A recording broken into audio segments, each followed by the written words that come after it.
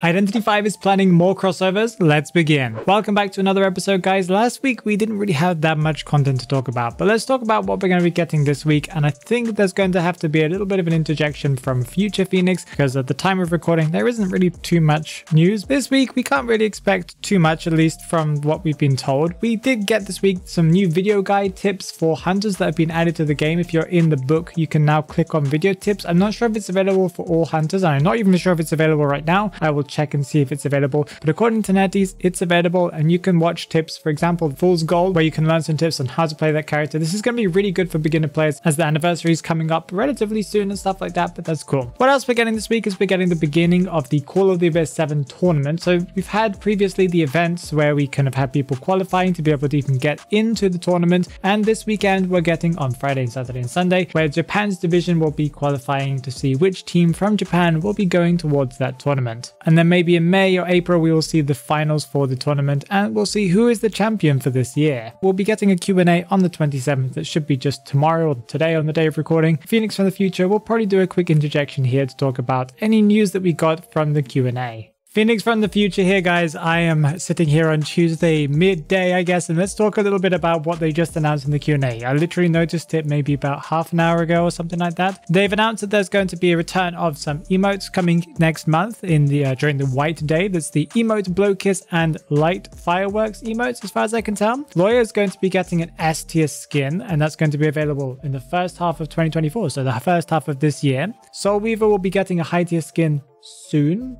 They didn't really say when.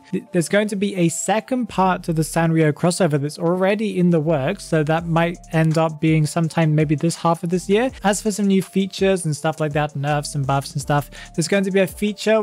Netease has confirmed once again there's going to be a feature added to your profile, I'm assuming, where you'll be able to see all of your past badges, but that is still under work and under development. But sadly, they don't have all of the data of all the badges you've had during your whole time playing Identity V. So if you've been a player for like multiple years, maybe you won't be able to see all of your badges because they just don't have that data anymore. There are going to be some changes for hide and seek mode, where that's going to include a new map and updates to items. I don't really know when that's coming, but should be relatively soon, I hope. There are no plans to currently buff Puppeteer or even nerf him, as he's performing well. Aeroplanist is going to be nerfed at the end of the season, so this is interesting because it's already at the end of the season, so anytime now. There was a question talking about how freeloaders in matches are causing problems and how there isn't much kind of a penalty for having them, and there's apparently some type of adjustment to that. There were a ton of other questions that were answered. Some of them are kind of features and little bug fixes and stuff like that. I didn't really see anything too crazily important. Back to Phoenix of the past.